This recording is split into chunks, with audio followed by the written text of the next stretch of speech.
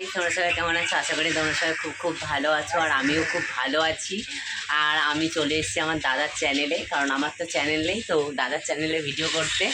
তো গাইস দেখো, সবার সাথে আমি প্রথমে ইন্ট্রোডিউস করাচ্ছি, এটা হলো আমার বেস্ট ফ্রেন্ড, আমার বউয়ের পরের স্থান। বউ নেই তো কী হয়েছে, প্রথম স্থানে এখন এ আছে আমার বাবা মায়ের পরে।